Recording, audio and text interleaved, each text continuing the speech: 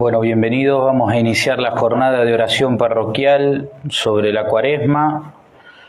Vamos a empezar con una canción para invocar al Espíritu Santo y poder disponer nuestro corazón para escuchar lo que Dios nos va a ir proponiendo a lo largo de esta jornada. Si la conocemos, acompañamos con el canto.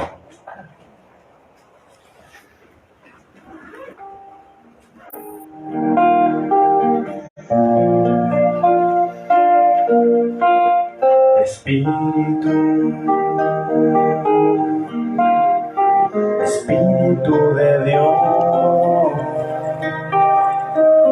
ven y lléname con todo tu poder. Espíritu de Dios, ven y lléname con todo tu poder.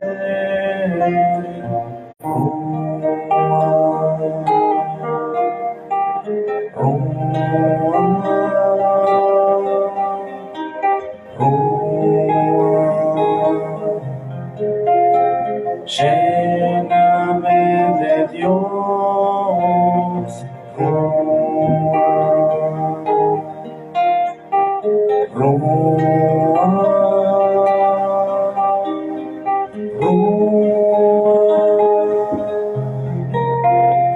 Lléname de Dios, satúrame, enamórame de ti, úngeme con tu fuego eterno, satúrame, enamórame de ti, úngeme con tu fuego eterno.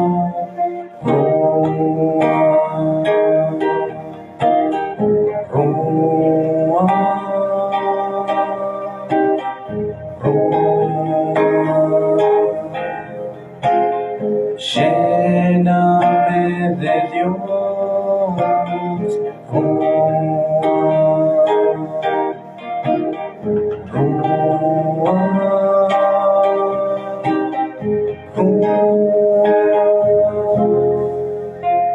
Lléname de Dios.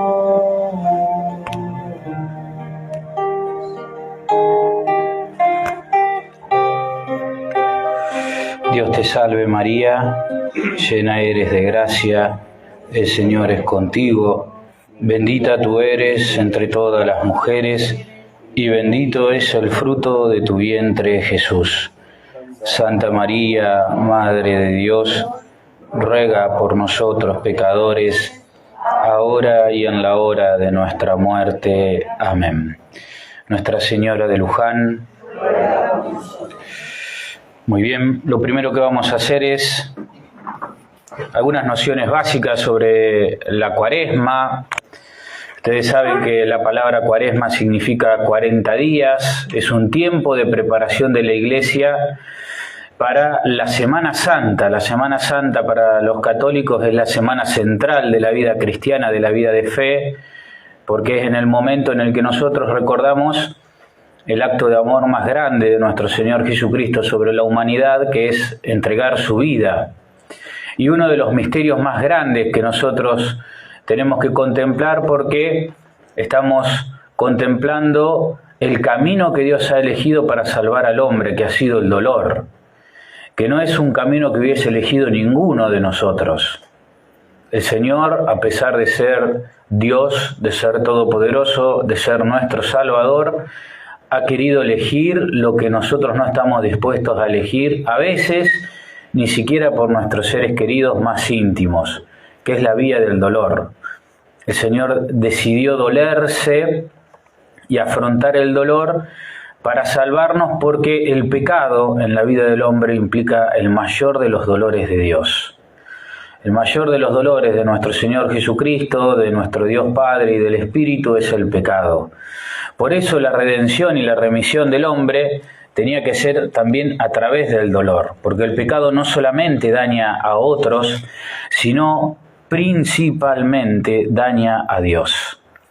Y ahí nosotros tenemos un misterio grande, porque desde el momento en el que Dios se ha hecho hombre, se ha encarnado, Dios en su Trinidad, en su ser todopoderoso, tiene sentimientos y dolores humanos también. Es decir, mi dolor también es el dolor de Dios.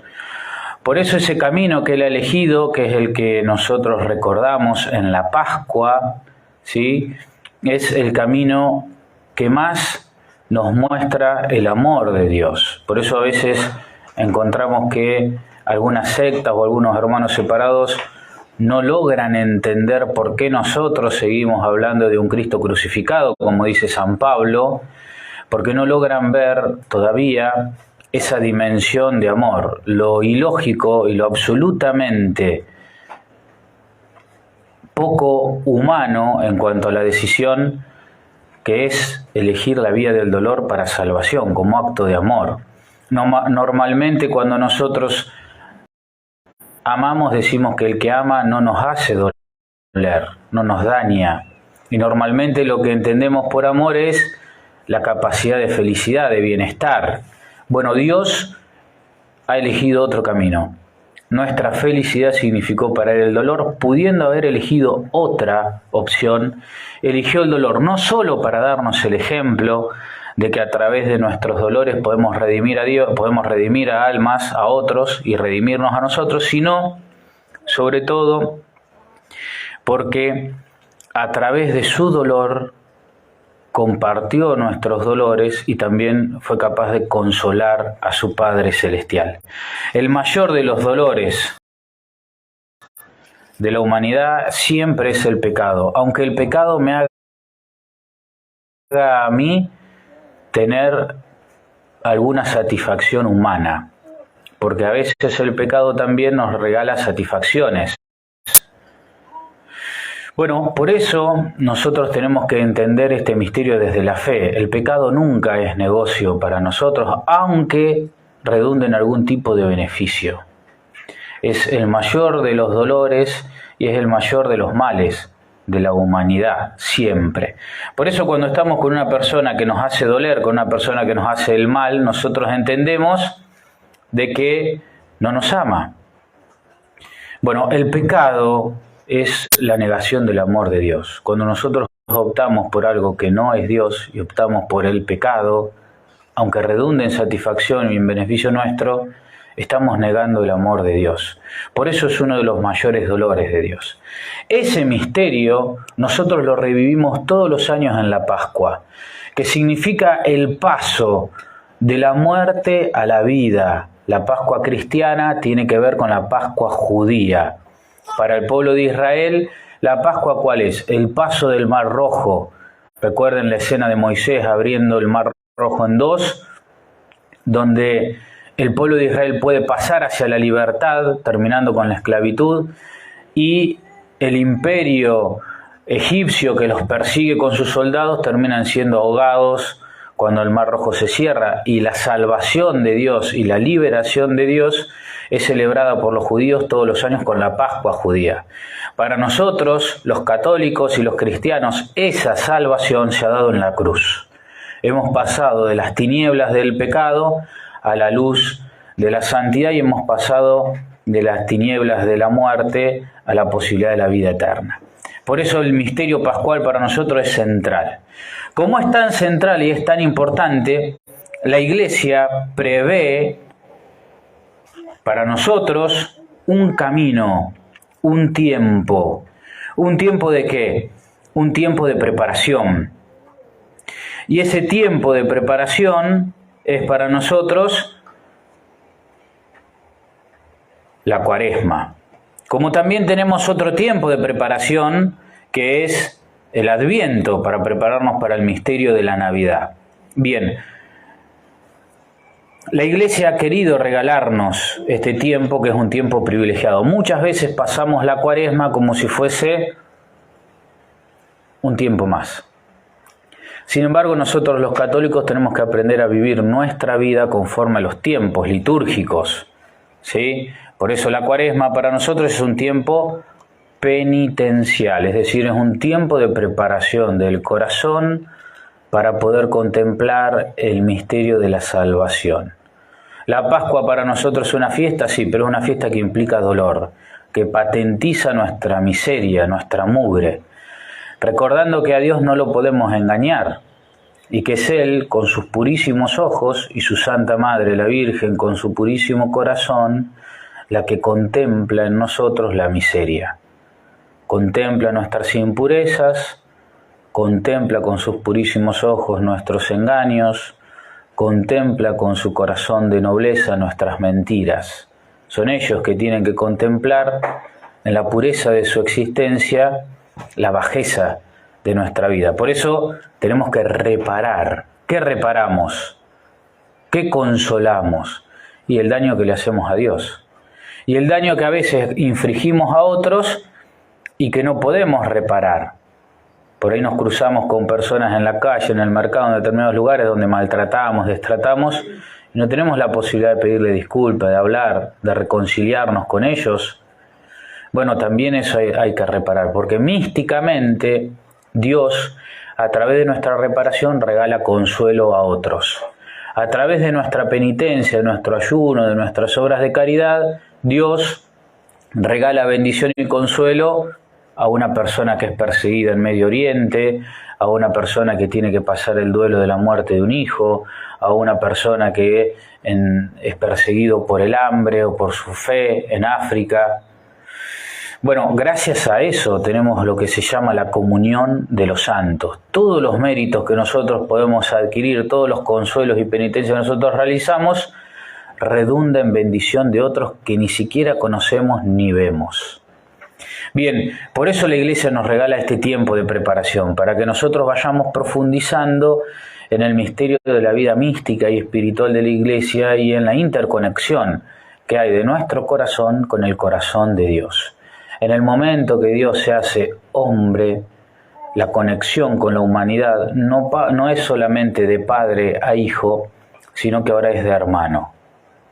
Y esa conexión de hermano, de uno mismo, hace de que todo lo que haya en nuestro corazón, bueno o malo, de algún modo afecte a Dios. Lo afecte de modo positivo o de modo negativo. Por eso tenemos un Dios que no se desentiende de la situación de la humanidad. Por eso nuestra fe, nuestra Iglesia Católica también se ocupa de las necesidades humanas y básicas de los hombres, porque a Dios no le pasa desapercibido el dolor y la necesidad humana por el misterio de su encarnación. Bien, la Cuaresma son esos 40 días. Para entender un poquito la Cuaresma tenemos que entender el misterio del pecado. El pecado para nosotros es el mayor mal que tenemos. Incluso, insisto con esto, aunque redunde en beneficio nuestro, podemos humanamente entender que hemos salido ganando porque golpeamos a alguien, porque estafamos a alguien, porque dejamos mal parado a otro. Podemos sentir que hemos triunfado contra el que nos hace mal, pero va totalmente en contra de la lógica de Dios y de nuestro bien espiritual. Y ese aparente triunfo redunda en nosotros en desgracia, en cortar con la gracia y la ayuda de Dios. Sus bendiciones van a seguir llegando en la medida de lo posible porque Dios no se desentiende de sus hijos. Pero todo lo que tiene que ver con la salvación, con la vida eterna, con el bien de nuestros familiares, de nuestros amigos, se corta. Y el mal que yo le hago a los demás a través de mi pecado también recae sobre nuestra familia. También, así como el bien.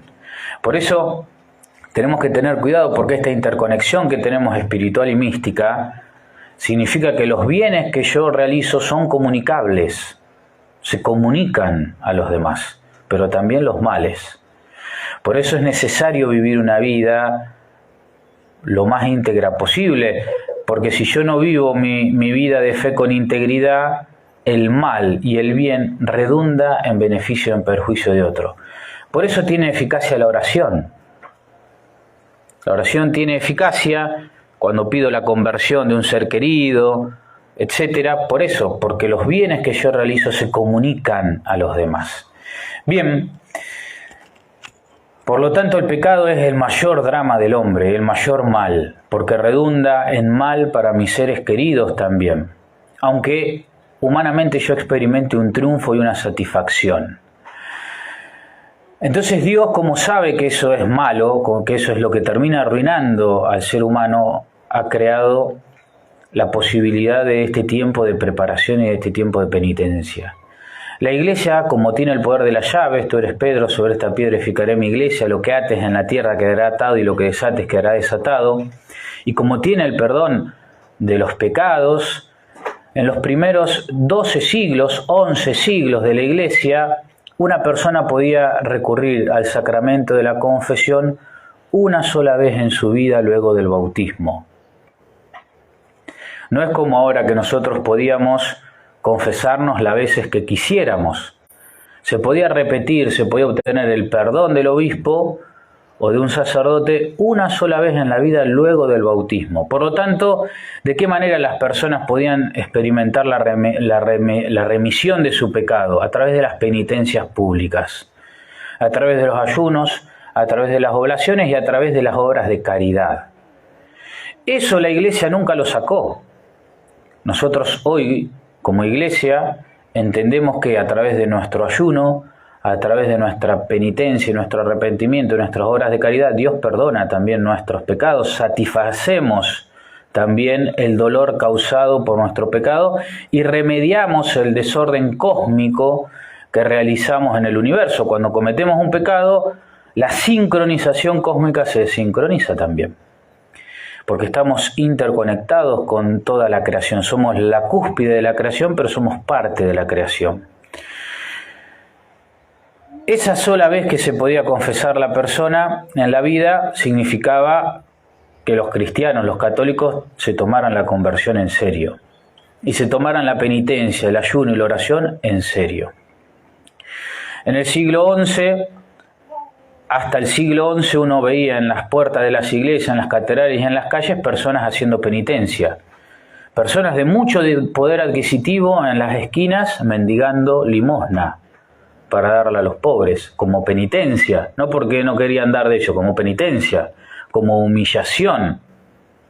¿Sí? Entonces, esa dimensión penitencial de satisfacción de nuestros pecados sigue siempre en la iglesia, a pesar de que a partir del siglo XII los monjes irlandeses empezaron a repetir la confesión más veces, y la iglesia esa práctica la adoptó de tal manera que ahora cada vez que uno quiere confesarse y pedir perdón por sus pecados, se confiesa, pero dentro del sacramento de la confesión está la penitencia también. El sacerdote te impone una penitencia y esa penitencia debe ser cumplida.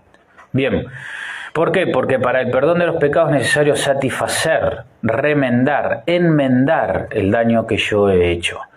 Y por eso la iglesia pone este tiempo de Cuaresma. Los tres ejes de la Cuaresma son los siguientes: el ayuno, la oración y la limosna.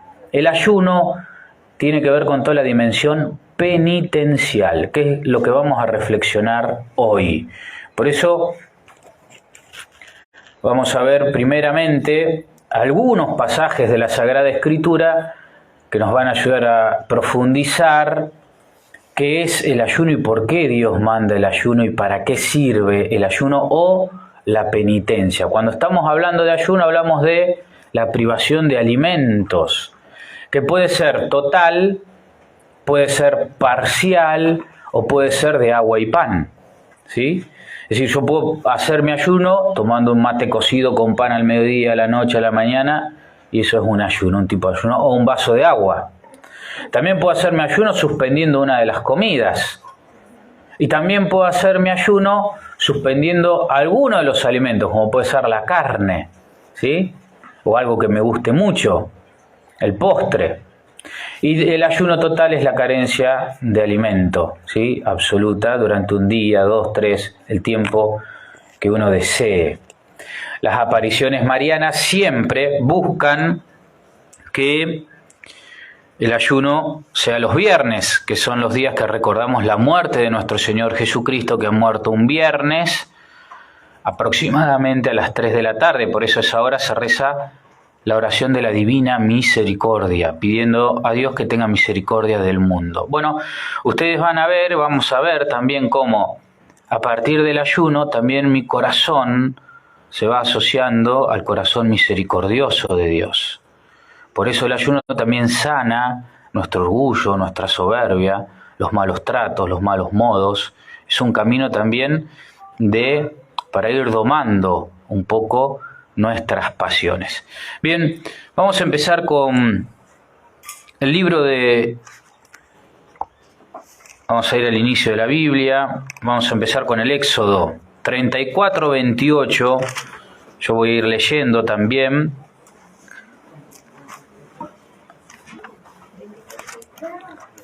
(34:28). Es bueno leerla a la Biblia porque la Sagrada Escritura actúa en nuestro corazón. Entonces es bueno continuar lo que yo voy a ir diciendo con la Sagrada Escritura, aunque nos tome un tiempito más, y seguir con la vista. Éxodo 34, 28. Dice lo siguiente: Moisés estuvo allí con el Señor 40 días y 40 noches sin comer ni beber, y escribió sobre las tablas las palabras de la alianza, es decir, los 10 mandamientos. Moisés ayuna durante 40 días en presencia de Dios. A través de su ayuno, Dios se le hace presente, ¿y qué es lo que le revela? Los 10 mandamientos, la tabla de los 10 mandamientos. Es decir, que también el ayuno, aparte de ser motivo de penitencia, nos ayuda a poder conectarnos con Dios, con su revelación y con lo que Él nos quiere pedir. Por eso cuando yo tengo que discernir, tengo que tomar una decisión en mi vida, tengo que tomar decisiones sobre otros, es bueno hacer un periodo de penitencia, abstenerme de alimento, de comida, de lo que me gusta, de lo que me agrada, pidiendo a Dios que me conecte. Y ahora vamos a ver por qué, porque cuál es el efecto de eso, ¿sí?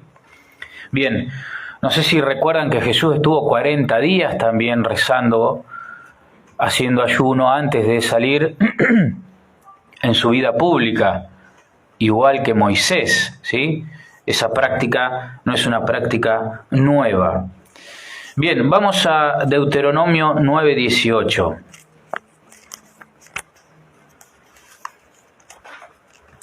En el Deuteronomio nosotros lo que vamos a ver es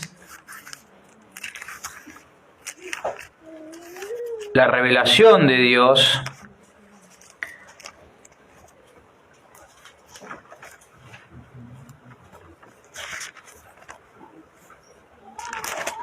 y la culminación.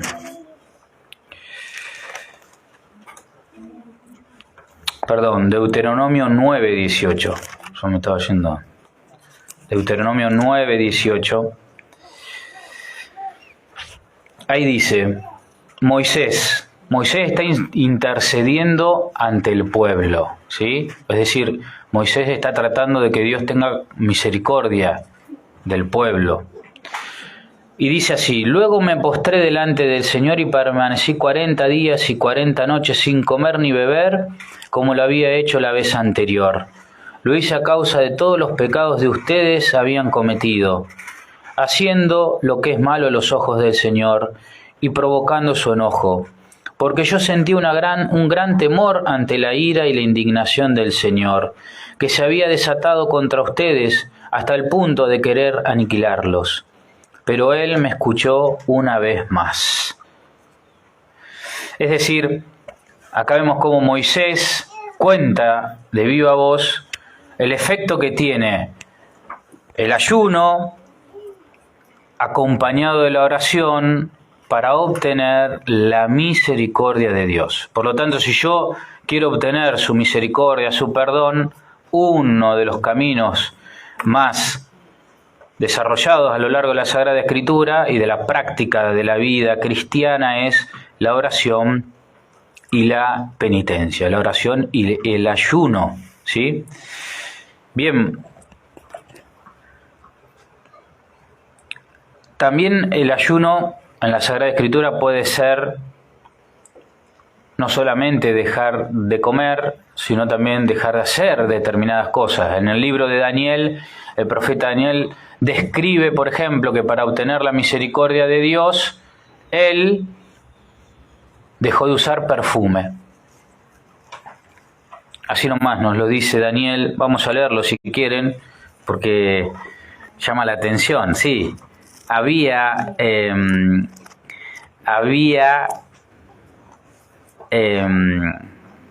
perfumes. Recuerden que a Jesús lo ungen con perfumes y a través de esos perfumes lo que se busca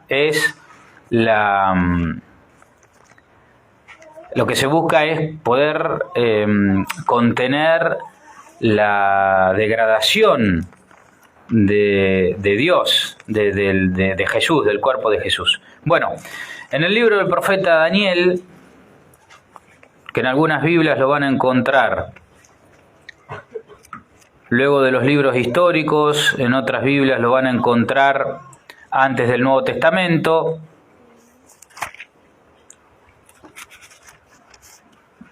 Bueno, si no está, normalmente suele estar luego del libro de Esther. Bueno, el libro de Daniel 10, capítulo 10, versículos 2 y 3, si no lo encuentran, todas las Biblias tienen un índice. En el capítulo 10, versículos 2 y 3, vamos a ver lo que dice Daniel sobre el ayuno. Dice: en aquellos días yo, Daniel, tuve un duelo 3 semanas enteras. O sea, hizo duelo. ¿Sí? Eso es cuando parte alguien o cuando siento que debo enterrar algún aspecto de mi vida también. 3 semanas enteras. No comí ningún manjar exquisito. Ni la carne ni el vino entraron en mi boca. Ni me hice ninguna unción hasta que se cumplieran 3 semanas enteras. ¿Sí? Las unciones con el aceite, con los perfumes. Daniel no come carne, no come manjares exquisitos, no toma alcohol. Se dan cuenta que el ayuno, como un camino de abstinencia, no solamente es la comida, sino también otras cosas. Hoy podríamos decir redes sociales, celulares, Netflix, series, etcétera, ¿sí? Hay un montón de ayunos que se pueden hacer.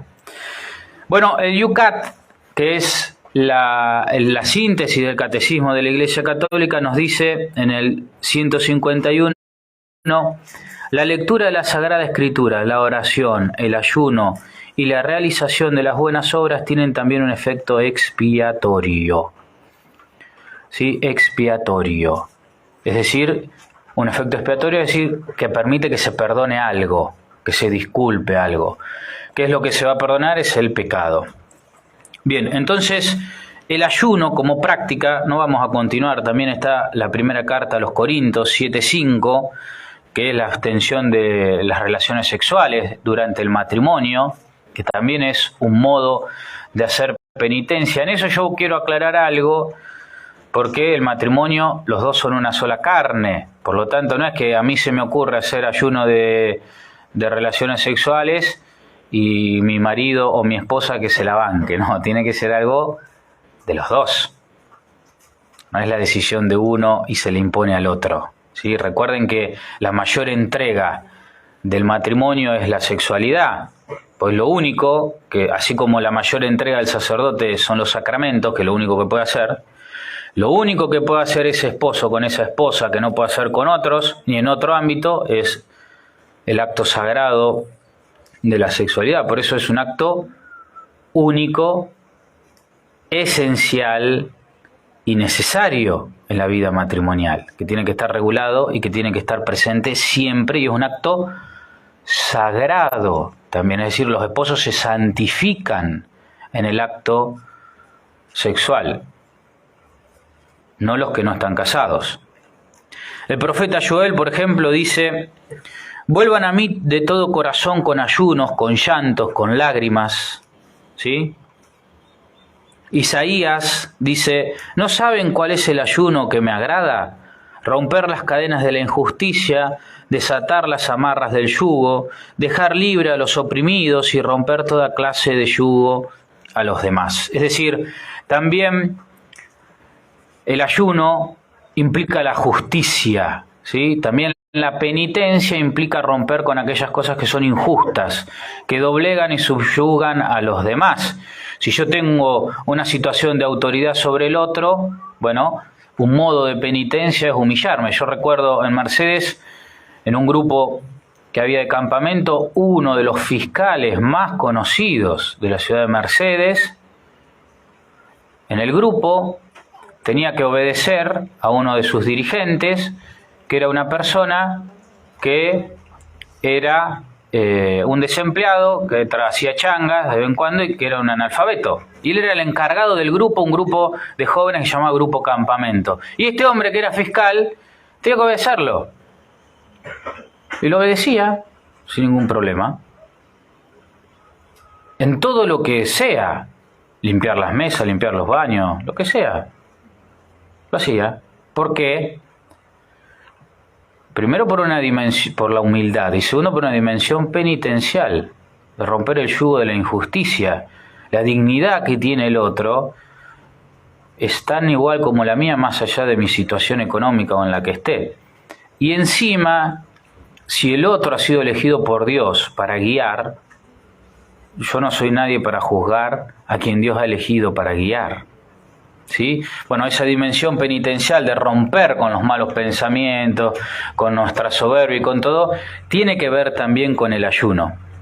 Miren lo que decía un padre de la iglesia, San Atanasio, estamos hablando siglo IV. Decía que el ayuno cura las enfermedades, aleja al demonio, ahuyenta los pensamientos malos, da mayor claridad a la mente, purifica el corazón, santifica el cuerpo y finalmente conduce el hombre al cielo. Fíjense todos los efectos que tiene el ayuno. Y ahora vamos a decir por qué. El ayuno es mandado y pedido por Dios. Por lo tanto, como revelación, es un camino de santificación. Es un camino de santificación, es el camino de santificación. Por lo tanto, en la vida cristiana tiene que haber una dimensión penitencial, ¿sí? En esa dimensión penitencial, el ayuno es una de las prácticas más realizadas. ¿Por qué el ayuno tiene estos efectos? Bueno, ustedes saben que nosotros los seres humanos tenemos en nuestra vida, en nuestra interioridad, tenemos diferentes ámbitos, ¿sí? Diferentes potencias. Una de las potencias del hombre son las pasiones. ¿Qué son las pasiones? Son potencias del cuerpo humano, del ser humano, que me mueven a realizar determinadas acciones. Me mueven desde adentro, me hacen sentir cierta inclinación. Es como una potencia que me empuja a realizar determinados actos. Las pasiones en los hombres, en los seres humanos, no son ni buenas ni malas, son potencias. ¿Por qué van a ser definidas esas potencias, esas pasiones? Por el fin.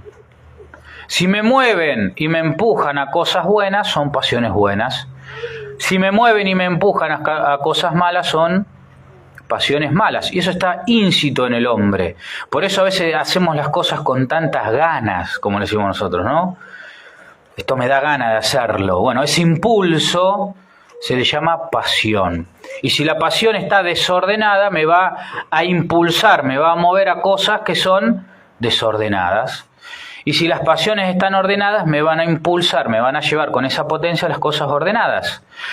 Por eso el ayuno, al castigar, entre comillas, el cuerpo, ¿sí?, hace que las pasiones se ordenen. ¿Hacia dónde? Hacia los bienes que son más espirituales. ¿Por qué? disminuye la fuerza de la concupiscencia. La concupiscencia, ¿qué es? Es aquella inclinación que tiene el hombre luego del pecado original que lo inclina a los deseos bajos, a todo lo que tiene que ver con los pecados capitales, la ira, la lujuria, la soberbia, esa concupiscencia que es como un estado de inclinación del hombre que elige siempre para ese lado, disminuye su fuerza cuando mi pasión no está siendo dominada por la concupiscencia, sino que al estar apaciguada por el ayuno, por la dominación de mis pasiones, las inclinaciones se dedican a los bienes espirituales. Entonces yo voy a tener mayor regocijo en hacer un bien para otros que en triunfar con un bien para mí, aunque sea malo. ¿Se entiende? A veces nos pasa que, aunque hacemos algo malo, nos sentimos satisfacción por haberlo hecho porque nos hace bien. Nos produce cierto bienestar.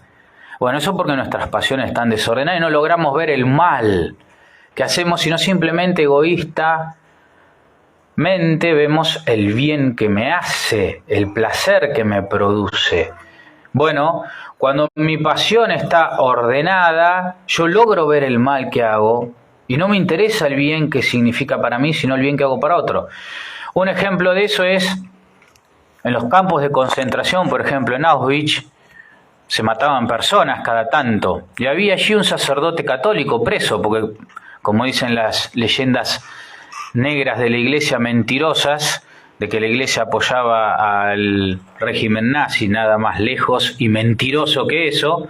Bueno, San Maximiliano Kolbe, que estaba preso allí, en un campo de concentración, ve que están por asesinar a un hombre que tenía familia. El hombre lloraba y se hace encima, se orina encima, luego de recibir torturas, etc. Y Maximiliano Kolbe pide él ocupar el lugar de ese hombre y morir de inanición, es decir, morir de hambre, morir de inanición por ese hombre, porque ese hombre tenía familia y él no. Es decir, no le interesó el dolor que implicaría y la agonía larga, sino que fue capaz de ver el bien que iba a producir en ese hombre, en los que estaban alrededor y a lo largo de toda la historia de la iglesia. Eso es una pasión ordenada. La persona deja de darle rigor y fuerza a las cosas bajas, al instinto de autoconservación, al egoísmo, y es capaz de tener actos que benefician al otro a pesar de que perjudiquen a uno mismo. ¿Por qué? Porque es capaz de ver el bien que está por encima, el bien común, el bien solidario, ¿sí? El bien grupal, el bien colectivo, por encima del bien común. Recuerden ustedes que cuando hacemos las renuncias al demonio en el bautismo, ¿qué preguntamos? ¿Renuncian? ¿Están dispuestos a renunciar a priorizar el bien particular por encima del bien común? Sí, renunciamos. Esa es una de las tentaciones del demonio. Centrarnos en nosotros, regocijarnos en nuestras propias pasiones, en nuestro propio bienestar, sin importar el bien que le causamos a los demás. Bueno, eso se domina con estos pequeños ayunos, ¿sí? ¿Qué hace? Que la concupiscencia disminuzca, que nuestro cuerpo pierda también ese hábito de estar todo el tiempo sobreestimulado, porque la comida es un placer también, la comodidad es un placer, entonces nuestro cuerpo está todo el tiempo estimulado, entonces pierde fuerza el deseo corporal y gana fuerza el deseo espiritual. Y yo puedo ver los bienes espirituales por encima de los bienes corporales. Entonces empiezo a dominar mi pasión y empiezo a dominar mis deseos. Y ya mis deseos no son las cosas bajas, la autosatisfacción, sino que son aquellas cosas que agradan a Dios y hacen el bien a los otros. Entonces, acomodando mi pasión, voy acomodando también mis deseos. Y lo que yo voy a desear es el bien objetivo del otro, no el bien que a mí me parece o el bien que me hace a mí por encima del otro. ¿Sí?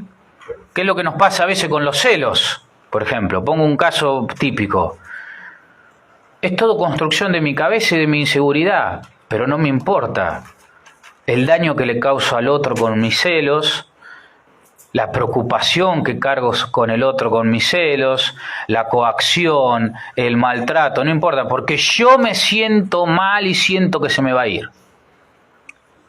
Fíjense, es una pasión absolutamente desordenada y egoísta. Bueno, llegan a matar por eso. ¿Se entiende? Por eso nosotros tenemos que ser cuidadosos con nuestros deseos, con lo que deseamos, con lo que anhelamos, porque eso nos mueve nuestra pasión, mueve nuestra concupiscencia, por lo tanto mueve mi voluntad y me hace que yo lo que pienso lo haga más rápido, que es lo que siempre nos cuesta. Nosotros a veces nos ponemos propósito y no lo podemos hacer porque nuestra voluntad está debilitada. ¿Por qué? Porque nuestra pasión va por un lado, nuestro deseo va por el otro, nuestro corazón va por el otro y nuestra mente va por el otro. La concupiscencia tiene la capacidad de alinear todos esos patos, pero en consecución de los bienes egoístas. Entonces, con los ayunos y la penitencia, ¿yo qué hago? Voy alineando esos patos, pero en la consecución, en la búsqueda y en la obtención de los bienes que son espirituales. ¿Sí? Entonces, con el ayuno, yo voy ordenando mi pasión, voy ordenando mis deseos, y eso hace que se vayan ordenando también mis pensamientos. Si yo tengo pensamientos recurrentes, negativos, de tristeza, de angustia, de dolor, esos pensamientos que generan en mí rencor de esa persona que me hizo tal o cual cosa, esos pensamientos oscuros sobre otros, si yo tengo esos pensamientos, el ayuno también los ordena, porque los pensamientos no surgen de la nada, surgen a partir de los sentimientos. Los pensamientos producen sentimientos y también son producidos por los sentimientos, se retroalimentan. Por lo tanto, controlar mi cabeza implica también controlar lo que siento. Por eso decimos que el amor verdadero es una decisión. Y el que no actúa como piensa, termina pensando como actúa. ¿Sí? Entonces, el modo que yo tengo de ordenar mis pensamientos y que mis pensamientos busquen las cosas de Dios y las cosas buenas, también es a través del ayuno, porque me va a ordenar la concupiscencia, me va a ordenar el deseo. Así funciona el ser humano. ¿Sí? El ser humano funciona de un modo muy simple, es como una máquina. Están las pasiones que me impulsan a obrar, están los deseos que le dan contenido a esas pasiones, están los pensamientos que materializan, hacen corpóreo lo que deseo y lo que hacia donde me oriento con mi inclinación, con las pasiones, está la voluntad que lo realiza y todo eso genera un sentimiento y una sensación. Todo eso genera dopamina, por lo tanto me voy volviendo adicto a eso. Por eso están los vicios. Me vuelvo adicto. Bueno, el ayuno rompe con esas adicciones y genera un círculo virtuoso, generando deseos, pasiones, búsquedas y pensamientos en orden a lo espiritual.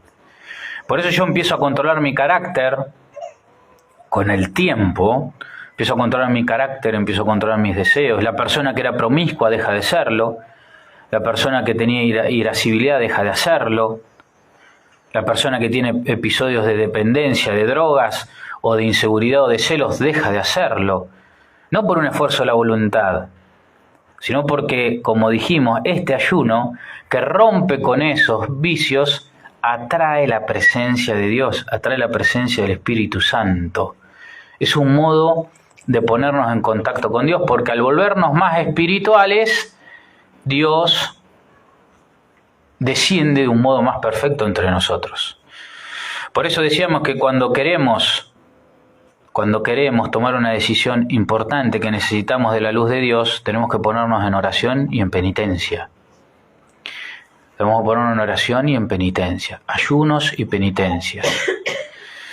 Bien, ordena nuestros pensamientos, disipa las acechanzas del demonio.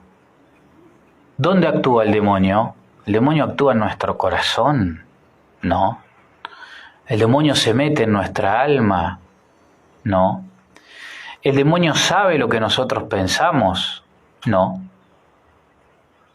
Todo eso no lo hace el demonio, pero nos hace creer que sí. El demonio simplemente nos propone. De la misma manera que Dios hace, nada más que Dios lo hace desde adentro. El demonio nos hace creer que sabe lo que hay en nuestro corazón, pero no lo sabe. El demonio nos hace creer que sabe lo que pensamos, pero no lo sabe. El demonio actúa y obra conforme a como nosotros obramos. Entonces ve que nosotros nos enojamos, pues nos va a tentar sobre eso. Ve que somos frágiles y duditativos y manipulables, ¡pum!, nos va a susurrar pensamientos, enojos contra la otra persona. Pero el demonio tiene una acción externa. Incluso en las posesiones demoníacas no logra poseer absolutamente a la persona. Hay núcleos interiores en donde solamente habita Dios. No puede el demonio. ¿Por qué es importante esto? Porque el pensamiento sí lo podemos controlar nosotros, y Dios sí puede entrar a nuestros pensamientos, y a través del ayuno y la oración Dios puede transformar nuestros pensamientos, por eso puede arrancar de nuestro corazón las cosas que están mal. El demonio la siembra ¿cómo? Desde afuera. El demonio da cuerda y se va y deja que todo funcione porque sabe cómo funcionamos. Y nosotros, Él da cuerda con nuestro pensamiento, con nuestros deseos, susurrándonos, proponiéndonos, y nosotros toda esa maquinaria la ponemos a obrar sola. Si somos personas de oración y de penitencia, esa maquinaria se rompe y el demonio lo único que hace es molestar. Por eso decimos que nos libre de la perturbación. Nos perturba, nos molesta, pero no tiene acción sobre nosotros. En cambio Dios sí. Por eso en la medida que yo voy generando mayor situación de oración, mayor situación de ayuno, mayor conexión con Dios, tengo mayor facilidad para hacer el bien y para hacer las cosas de Dios.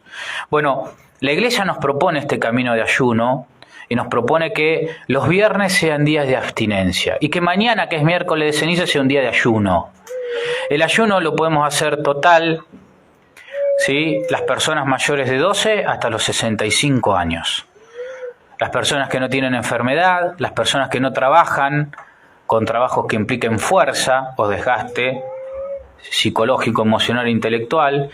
Pero si no puedo hacer el ayuno total, tenemos toda esta cantidad de ayunos para hacer. Podemos suspender nuestras series, podemos suspender nuestras comidas ricas, podemos suspender también aquellas cosas que nos producen placer, podemos suspender la siesta, podemos suspender un montón de cosas, pero no por el hecho de suspenderla, sino con la conciencia de que le estoy ofreciendo a Dios una libación, le estoy ofreciendo a Dios un sacrificio. ¿Por qué? Porque el pecado lo que ha hecho es hacer de que toda mi carne se vuelva más placentera. ¿Sí? Entonces lo que voy haciendo es dominar la carne y ofreciéndole a Dios este pequeño sacrificio, asociándolo al sacrificio de Él en la cruz. Y ahí adquiere una dimensión mística mi ayuno. Los bienes que yo voy a recibir a través del ayuno, personales, que son el dominio de mis pasiones, el dominio de mi mente, el dominio de mis pensamientos, la posibilidad de que se alinee mejor mi voluntad con lo que yo me propongo, etcétera, adquiere una dimensión mística y una dimensión comunitaria. Recuerden que todo lo que hacemos solos, cuando lo asociamos a Jesús, adquiere una dimensión comunitaria. Por eso el pecado que yo realizo en la soledad y en la oscuridad también perjudican mi comunidad, mi familia. Por eso el bien que yo hago en la soledad, que nadie lo ve, también benefician a mi familia y a mi comunidad. No hace falta publicarlo en Facebook para que le redunden bien a la comunidad. No hace falta que me enganchen, que estoy robando, para que eso perjudique espiritualmente a la comunidad. ¿Se entiende lo que digo? No hace falta la visibilización. Místicamente los bienes se comunican. Y cuando yo asocio algo a Dios, místicamente Dios distribuye esos bienes en mi persona en los que me rodean, en mi comunidad, en mi comuna, o sea, en mi barrio, en mi ciudad, en mi país y en mis correligionarios y en mis hermanos de la humanidad. Por eso el rosario que reza una señora en su habitación solita, sola y solita que lo reza, significa salvación, vida y consuelo para personas de otros países, de otros tiempos, para liberación de las almas del purgatorio, para la salvación y la conversión de otros. Entonces, nosotros no podemos perder nuestra dimensión comunitaria, no es el sálvese quien pueda en la iglesia, no es que revienten y que no me salpiquen, no es yo hago la mía y que el otro haga, que Dios lo ayude, no. Nuestra fe es profundamente comunitaria y Dios con su cruz ha salvado a los que estaban antes y a los que venían después. Nosotros de la misma manera.